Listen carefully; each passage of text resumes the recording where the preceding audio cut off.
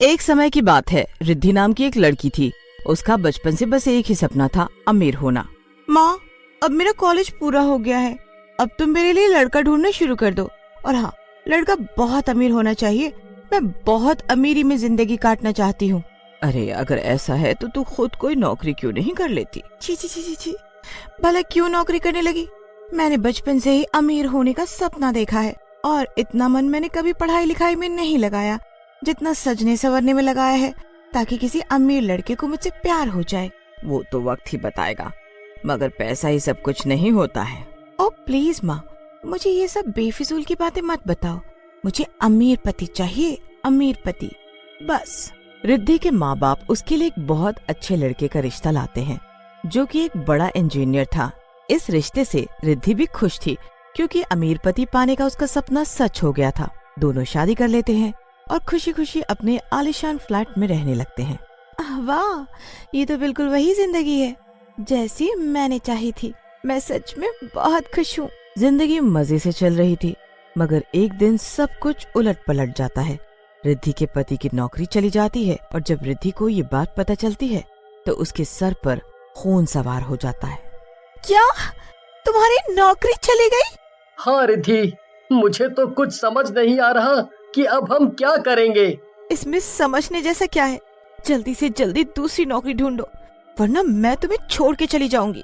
हे भगवान, इस मुश्किल की घड़ी में मेरा साथ देने के बजाय ये तुम कैसी बातें कर रही हो? मुझे ये सब कुछ नहीं पता। ना बाबा ना, मुझसे गरीबी की जिंदगी नहीं बर्दाश्त है। गरीबी से तो मौत ही अच्छी है। इतना कहकर रिद्धि पैर पटक कर वहाँ से चली जाती है। उसके इस व्यवहार को देखकर धीरज बहुत दुखी हो गया था। अगले दिन से धीरज नौकरी की तलाश में लग जाता है। वो दर दर भटकता है, मगर उसे कोई भी नौकरी नहीं मिल रही थी। दरअसल मंदी का समय चल रहा था और इसलिए कई लोगों को नौकरी से हाथ धोना पड़ा था। हर तरफ नौकरी के लिए मारा मारी है। समझ नहीं आ रहा है कि अब क्या करूं। अगर बिना नौकरी के घर गया तो आज रिद्धि पक्का घर छोड़ के चली जाएगी। नहीं नहीं, ऐसा नहीं होना चाहिए। ये सब सोचते सोचते धीरज सड़क पार कर रहा था कि तभी एक बड़ा सा ट्रक आकर उससे टकरा जाता है। रोड सुनसान थी, इसलिए वहाँ कोई भी नहीं था और ट्रक ड्राइवर डर के मारे वहाँ से 9-11 हो जाता है। धीरज की उसी समय मौत हो जाती है और वो एक भूत में बदल जाता है। नहीं, ये क्या हो गया? मैं मर नहीं सकता हूँ। मेरी रिद्धि मुझे छोड़ के चली जाएगी।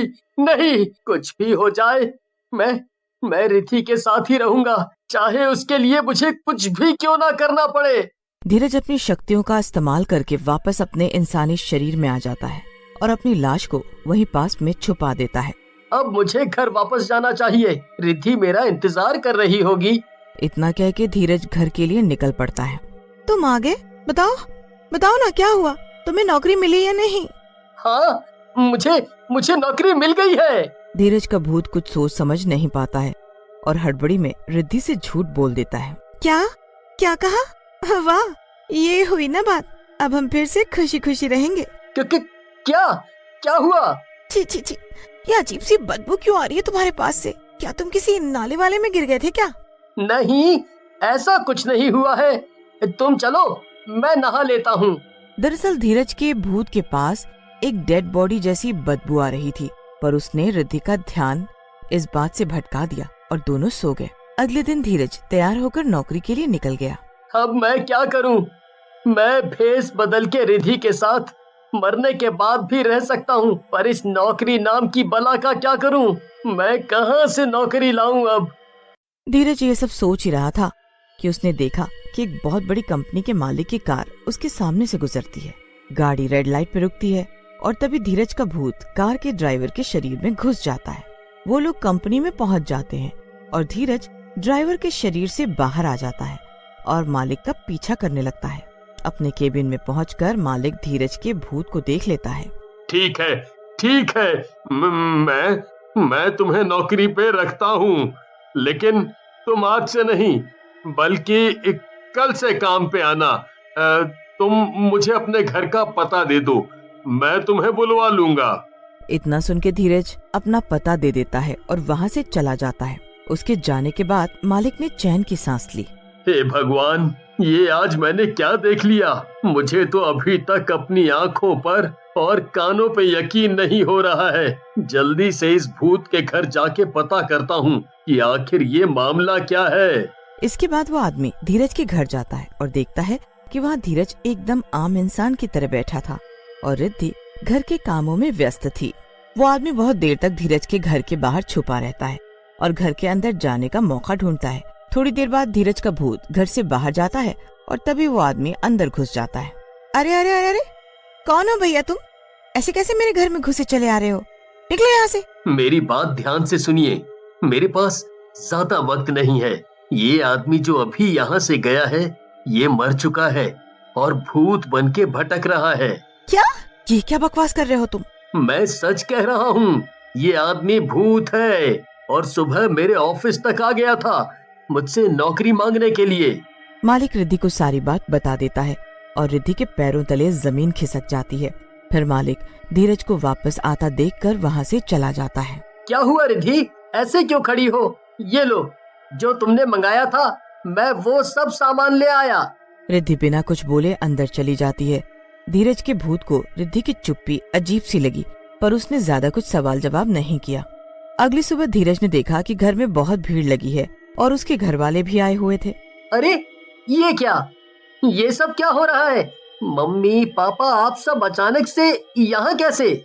आज मैंने सत्यनारायण भगवान की कथा रखी है इसीलिए सब आए हैं। आओ चलो साथ में बैठकर कथा सुनते हैं। धीरज भूत होने के कारण कथा में नहीं बैठ सकता था और ये सब देखकर वो बहुत डर गया। नहीं रिद्धि, मैं पूजा में नहीं बैठ सकता हूँ। और वो क्यों? क्योंकि तुम एक भूत हो। ये सुनकर धीरज का भूत दंग रह गया। हैरान मत हो धीरज, मुझे सब कुछ सच सच बताओ कि ये सब तुम्हारे साथ आखिर कैसे हुआ। धीरज का भूत बहुत दुखी हो जाता है और सब कुछ सच सच बता देता है। मैं डर गया था कि तुम मुझे छोड़ के चली जाओगी, इसीलिए मैंने ये सब किया। मैं बहुत शर्मिंदा हूँ धीरज, मुझसे बहुत बड़ी भूल हो गई। मेरी ही जोर जबरदस्ती के कारण तुम नौकरी ढूंढने के लिए इतने तनाव में आए और तुम्हारी जान चली गई। मुझे माफ कर दो धीरज। रिद्धि फूट फूट कर रोने लग जाती है और धीरज के परिवार वाले उसे चुप कराने लगते हैं। मत रो रिद्धि, ये सब तो मेरे भाग्य में लिखा था, इसमें तुम्हारी कोई भी गलती नहीं है। मैं तुम्हें बताता हूँ कि मैंने अपनी बॉडी कहाँ छुपाई है। तुम उसे ढूंढ के उसका अंतिम संस्कार कर दो ताकि मेरी आत्मा को शांति मिल सके। जैसे तुम चाहते हो मैं वैसा ही करूँगी और एक बार फिर से मैं तुमसे माफी मांगती हूँ। इतना कहकर रिद्धि धीरज के भूत के गले लग जाती है और अगले ही दिन वो धीरज का अंतिम संस्कार कर देती है। इसी के साथ धीरज की आत्मा को हमेशा हमेशा के लिए मुक्ति मिल जाती है।